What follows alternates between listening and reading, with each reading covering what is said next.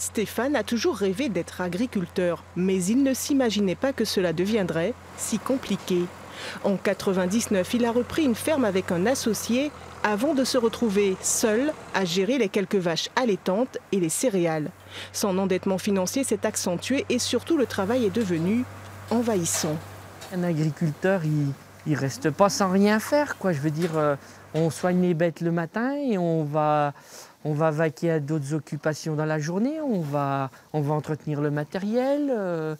Il faudra remettre les clôtures en état. Il faut aller au bois. Pas de dimanche, pas de vacances, des heures à rallonge et une charge administrative lourde.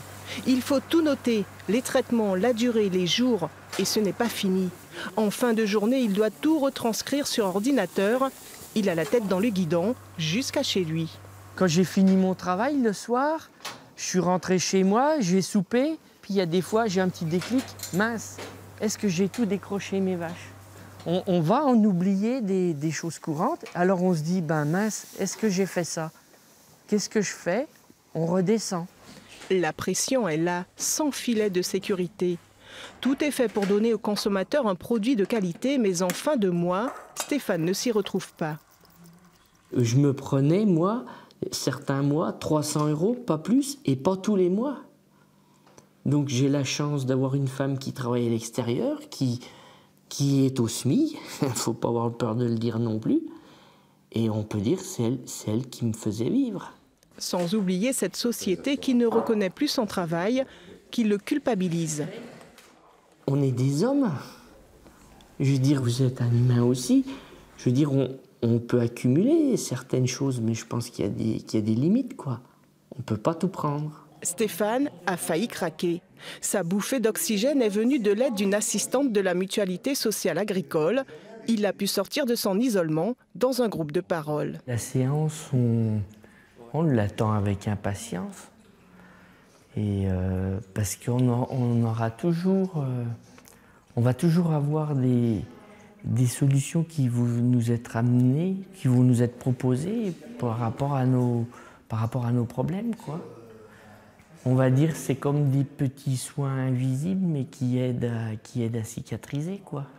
En 2018, un questionnaire sur la santé élaboré par un chercheur à Montpellier a été envoyé par la Chambre d'agriculture aux adhérents. 40% d'entre eux étaient en détresse physique et morale. Cette étude va durer 3 ans. Elle permet de faire un état des lieux dans ce milieu très fermé. Pour un agriculteur en difficulté, c'est souvent assez dur d'exposer ses difficultés au grand jour, même chez un collègue agriculteur, parce qu'il y a une certaine fierté. De plus, nous sommes assez isolés physiquement dans nos cours de ferme. Il y a de moins en moins d'agriculteurs et de moins en moins de collègues et de lieux de rencontre aussi. 4 conseillers spécialisés de la Chambre d'agriculture apportent des aides techniques aux agriculteurs.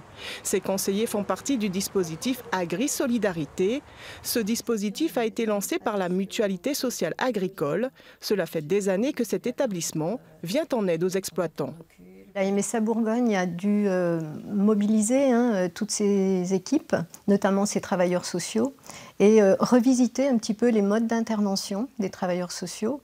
Nous organisons un certain nombre de groupes autour de thématiques, notamment autour de l'organisation du travail et du bien-être au travail, justement, pour travailler sur la santé des personnes, la prévention des risques psychosociaux, notamment. C'est aussi des groupes qui vont travailler sur le changement personnel, changement professionnel. La mutualité a aussi mis en place le dispositif Répit. Il permet aux exploitants en épuisement professionnel de prendre le temps de souffler, se soigner si besoin, s'autoriser quelques jours pour ne pas retomber dans la spirale.